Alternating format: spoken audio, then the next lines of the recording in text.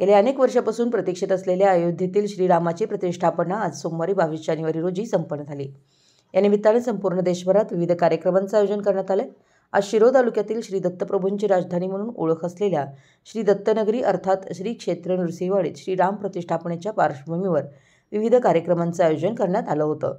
तर ठिकठिकाणी डिजिटल फलक, भगवे झेंडे आणि पताके लावण्यात आले होते। त्यामुळे संपूर्ण परिसर राममय झाल्याचं चित्र पाहायला मिळालं। सकाळपासून भजन, अभिषेक, आरती, पालखी मिरवणुकीचं आयोजन करण्यात आलं होतं।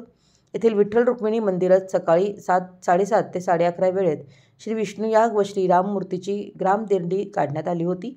यावेळी ठिकठिकाणी आकर्षक रांगोळी काढण्यात आली होती, तर फुलांची पुष्पवृष्टी करण्यात आली। तर दुपारी 12:30 श्रीराम मूर्तीवर अक्षता समर्पित करण्यात आल्या। यानंतर दुपारी 3 ते 6 वाजेपर्यंत गीत रामायण कार्यक्रमाचं आयोजन करण्यात आलं। त्यानंतर श्री एकवीर भजनी मंडळ यांच्या वतीनं श्री रामरक्षा पठण करण्यात आलं आणि रात्री 7 वाजता सामुदायिक महाआरती संपन्न झाली। येथील रिक्षा स्टॉप येथे श्रीराम प्रतिमा पूजन करून आरती करण्यात आली।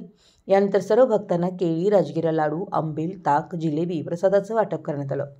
यानंतर सायंकाळी 6 वाजता प्रभुराम यांच्या प्रतिमेची डीजे, हलगी आणि पारंपरिक वाद्याच्या दंदानाटात आणि जय श्रीरामाच्या जयघोषात भव्य मिरवणूक काढण्यात आली। यावेळी संपूर्ण नृसिंहवाडी ग्रामस्थ तरुण मंडळाचे कार्यकर्ते मोठ्या संख्येने उपस्थित होते। आज दिवसभर संपूर्ण श्री क्षेत्र नृसिंहवाडी राममय झाली होती। मराठी एस न्यूजसाठी नृसिंहवाडीहून संदीप अडसूळ।